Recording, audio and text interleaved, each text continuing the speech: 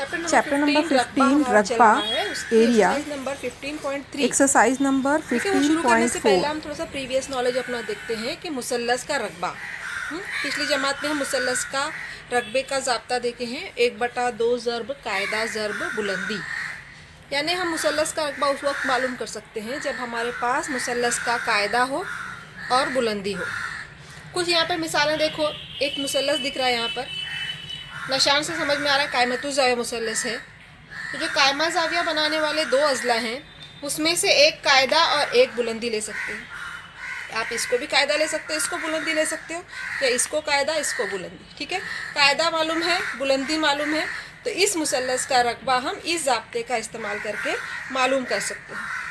एक और मुसल्लस नज़र आ रहा है यहाँ पर, देखिए इस मुसल्लस में ये जो है 8 लंबाई वाला कायदा है और उस पर उमूद का निशान है जो कि 2 लंबाई दिखा रहा है। ये उमूद का निशान यानी बुलंदी है ना, बुलंदी यानी इर्तफ़ा। इर्तफ़ा की तारीफ़ हम पढ़ चुके हैं ना, मुसल्लस का वस्तानिया और मुसल्लस का इर्तफ़ा याद है तारीफ़। मुसल्लस के किसी रास से उसके मुकाबिल के ज़िले पर खींचा गया उमूद उस मुसल्लस का इर्तफ़ा कहलाता है, बुलंदी कहलाता है, ऊंचाई भी कहलाता है। ठीक है, तो बुलंदी मालूम है, कायदा मालूम है, तब हम इस मुसल्लस का रकबा भी मालूम कर सकते हैं इस ज़ाब्ते से। एक और मुसल्लस देखिए, मुसल्लस सिर्फ इतना ही है, ये शक्ल देख के समझ में आ रहा है कि ये मुनफरजतुज़ ज़ाविया मुसल्लस है, क्योंकि यहाँ पर जो है वो ये जो ज़ाविया बन रहा है मुनफरजा दिख रहा है ना। मुनफरजतुज़ ज़ाविया मुसल्लस में उस मुसल्लस की जो ऊंचाई होती है वो मुसल्लस के बाहर होती है। अब इस मुसल्लस में अगर हम 7 कायदा लेते हैं तो किसी एक रास से मुकाबिल के ज़िले पर, अभी ज़िले पर उमूद नहीं खींच सकते इसलिए ज़िले को थोड़ा सा एक्सटेंड किया गया है, और ये उमूद है जो कि 5 है बुलंदी। तो कायदा 7 होगा, बुलंदी 5 होगी, तो इस मुसल्लस का रकबा इस ज़ाब्ते से मालूम कर सकते हैं। ओके, एक चौथा मुसल्लस मैं यहाँ पर बनाई हूँ जिसमें तीनों ज़िलों की लंबाई नज़र आ रही है। एक ज़िला 7 सम है, एक ज़िला 13 सम है और तीसरा ज़िला 3 सम है। ठीक है, अब हमें अगर इस मुसल्लस का रकबा मालूम करना है तो क्या करेंगे, मुसल्लस के रकबे का ज़ाब्ता इस्तेमाल करेंगे 1/2 ज़र्ब कायदा ज़र्ब बुलंदी। अब इसमें कायदा कौन सा है, तीनों ज़िलों में से कोई भी एक ज़िला आप कायदा ले सकते हो, लेकिन इसमें बुलंदी नज़र आ रही है, कहीं उमूद का निशान है नहीं है, यानी इसमें हमको बुलंदी नहीं दी गई है। क्या दिया हुआ है, तीनों ज़िलों की लंबाई। तो ऐसा मुसल्लस जिसमें हमको मुसल्लस की बुलंदी नहीं मालूम है ना, ऊंचाई नहीं मालूम है, लेकिन तीनों ज़िलों की लंबाइयाँ मालूम है, इस तरह के मुसल्लस का रकबा मालूम करने के लिए हेरोन नामी रियाजी दान ने एक ज़ाब्ता अख्ज़ किया है। उस ज़ाब्ते का इस्तेमाल करके इस मुसल्लस का हम रकबा मालूम कर सकते हैं। जनरल मिसाल लेने की बजाय मैं डायरेक्ट मश्क नंबर 15.3 का पहला सवाल ही ले रही हूँ।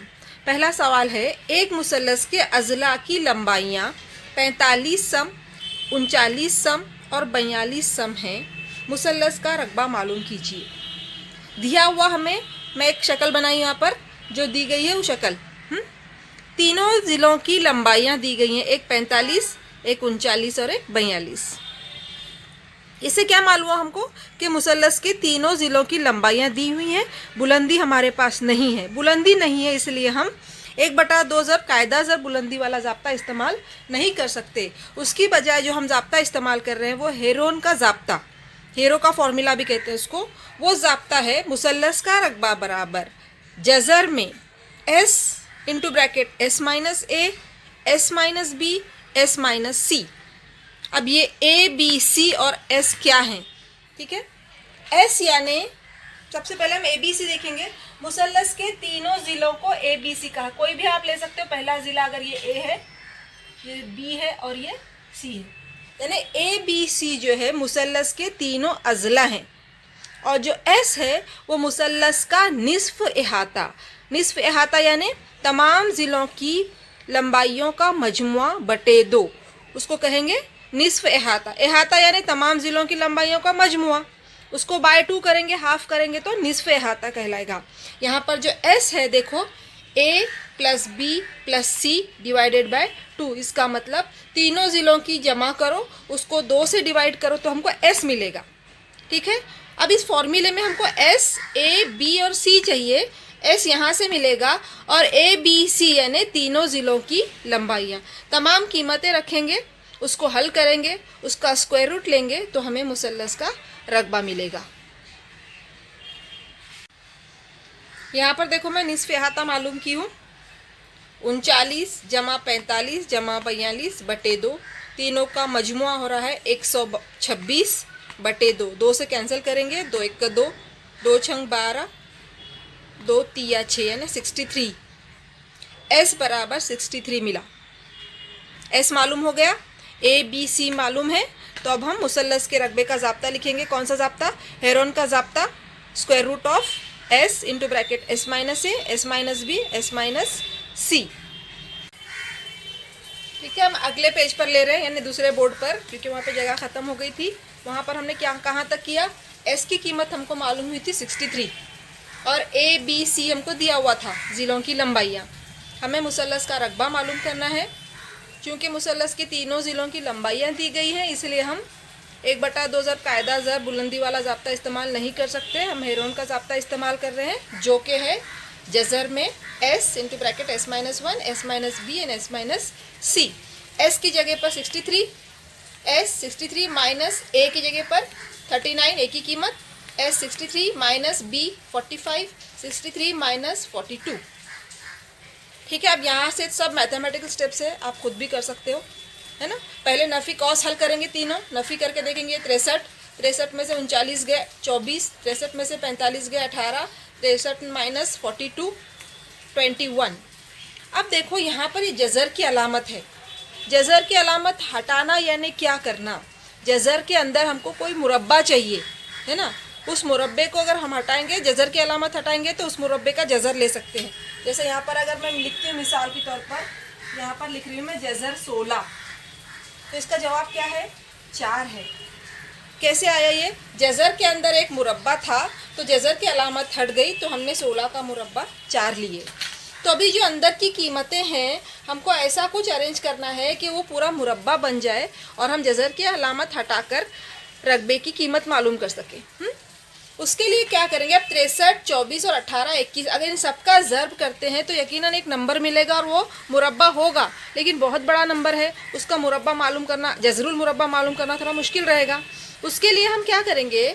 जज़र के अंदर इन एदाद के हिस्से करेंगे, अज़ाए ज़रबी करेंगे। ऐसे हिस्से करेंगे कि हर हिस्सा 2 मरतबा आए। 2 मरतबा आए यानी देखो यहाँ पर फिर बताती हूँ मैं। अब उस 16 को अगर मैं ऐसा लिखती हूँ 4 ज़रब 4, हाँ, तो आंसर क्या आएगा? 4। यानी जज़र की अलामत हट गई और इन 2 4 में से एक 4 आ गया, है ना। तो इसी तरह से इन नंबर के हम छोटे छोटे हिस्से कर रहे हैं, जायज़र भी कर रहे हैं। ऐसी कोशिश कर रहे हैं कि हर नंबर 2 बार आए ताकि हम जज़र की अलामत को हटाएं और उन 2 में से एक बार उन नंबर को लिखें। समझ में आ रही क्या बोल रही हूँ बात? ठीक है, अब देखो 63 9 सत्ते 63 मालूम है हमको। अब इस 9 की भी अगर हिस्से करते हैं तो 3 तिया 9 ज़रब 7।